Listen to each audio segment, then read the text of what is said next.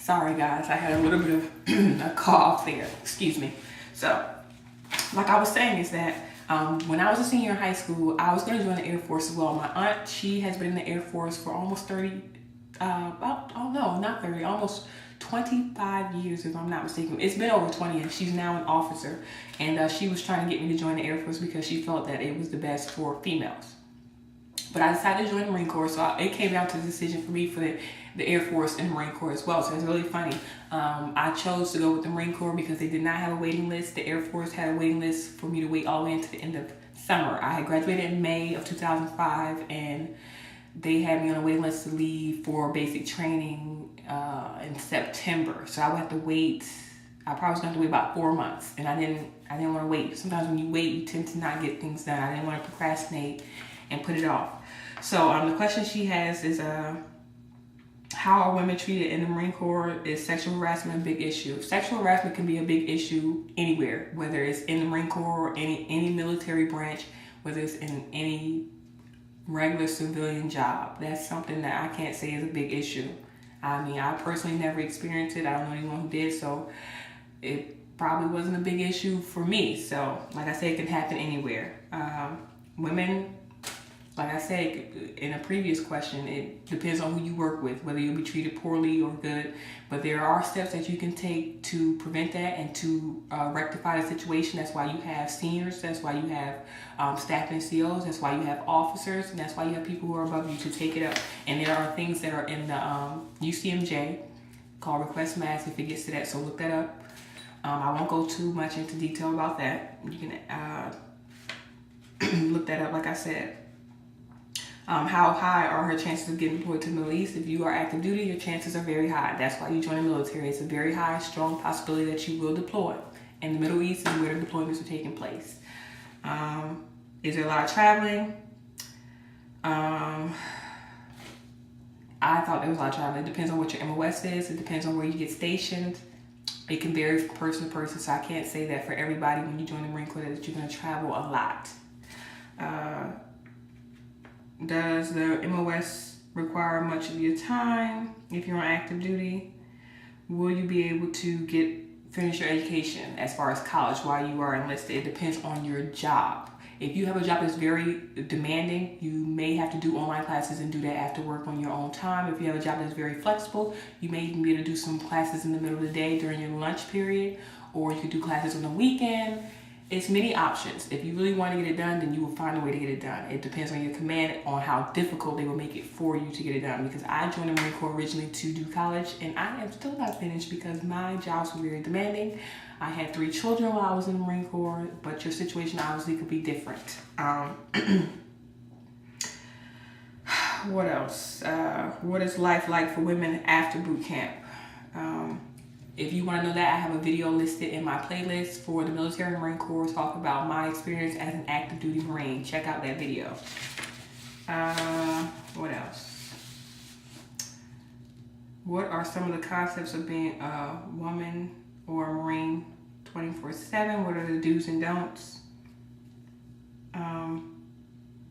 There's a whole list of things you can and can't do, not just because you're a female, but because you're a Marine. So check out the UCMJ. You go to marines.mil. I'm sorry, it's been so long. I think it's marines.mil for a complete list of all the articles that are in the UCMJ regarding regulations and rules. And you can also talk to a recruiter because they're the most up to date on some of the stuff. If you have specific questions regarding some of the do's and don'ts, that's very general and very vague. So it's a whole long list of do's and don'ts, I guess. But check out marines.mil, or just type into Google, UCMJ rules and regulations, or talk to your recruiter.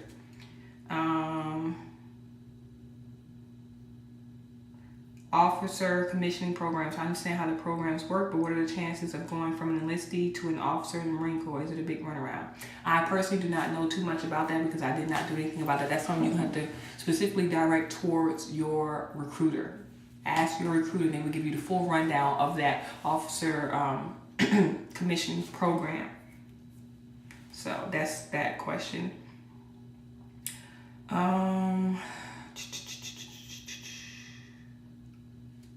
That's the end of her questions. I got another subscriber named Jane A123.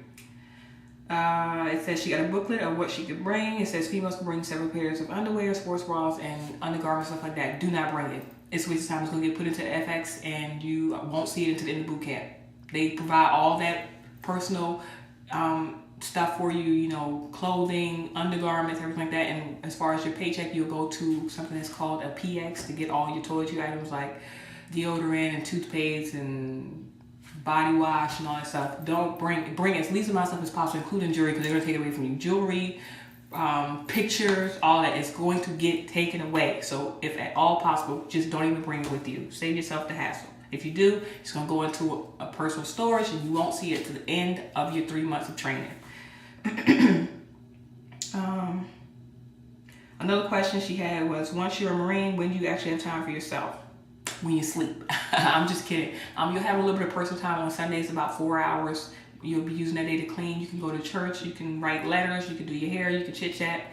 That'll be pretty much the only time you have during boot camp. You'll have even less time when you go to Marine Combat Training, MCT, because you're going to be in the field doing training exercises, very little sleep. And you'll have even more time when you go to MOS school, because it's just like going to school from like 7 a.m. to 4 p.m. and that time you'll have to yourself for the most part. And on the weekends, you'll have that time to yourself. And even more time you'll have when you go and be stationed at your duty station. You'll go to work from 6 or 7 in the morning to about 4 or 5 in the evening, and then that time is yours. I know there's boot camp, and after that's another 21-day training in North Carolina. That is MCT, which is what I was just talking about. And then there's MOS school. Can you use your phone in MOS school? You can get a cell phone in MOS school. You sure can, and you can use it, but not obviously during school time or during when you're having classes. What jobs should she avoid? I don't know. You'll get a list of jobs based off of your ASVAB score of what you qualify for. So you have to talk to your recruiter about those jobs and if they're good or bad. That's all I can say. What jobs did I hear the most complaints about? It varies. I didn't like my job when I was admin. Some people loved it. It depends on your personality type and what score you get on your ASVAB to qualify you for the different types of jobs in the Marine Corps. So far, she said she's getting ready to sign up for MOS. The only one her recruiter knows that is open is the meteorology one. I've never heard of that. I have no idea. I've never heard of meteorology for the Marine Corps. If you want an MOS that's going to allow you to travel, I would say talk to your recruiter about a job that you may be able to fit into that does travel now. I personally don't know or have any experience with jobs that do that. My husband did a little bit of traveling and he gave a lot of briefs, so that could be with any job though, depending on your knowledge and skill set. It says she doesn't want to be stuck in one state for 4 years, but a lot of people, when you get stationed on the duty station, you're there for 3 years. And then when you re-enlist, if you choose to re-enlist, you can go to a new spot. But for the most part, it's 3 years on your duty station. That's how it was for my husband and myself. And because we chose not to re-enlist, we stayed there for 4 years. What uniforms do you get issued? How many? Where do you keep all your uniforms? Are they supposed to be with you at all times? You get issued deserts, and which is the lighter colored camis, and then the darker colored camis, the woodlands. It's like 3 or 4 of each that you'll get, and you'll change them depending on the season. Like for the first half of the year, you'll have one, and then the second half you'll wear another one. Your command will tell you which one you're supposed to wear and when. You learn all about that at boot camp. Ask your recruiter if you have more specific information. You keep all uniforms. When you're active duty, you'll keep them in your room. Or if you live off base because you're married or have a dependent, you'll keep them in your house, in your closet. And no, they're not supposed to be with you at all times. So I hope that answered your question. So like I said, I know this was a long video. I hope I answered those questions. I will not be making a video on the Marine Corps and the FAQs for a while. So I appreciate you guys for watching. Thanks so much and take care and God bless. Bye guys.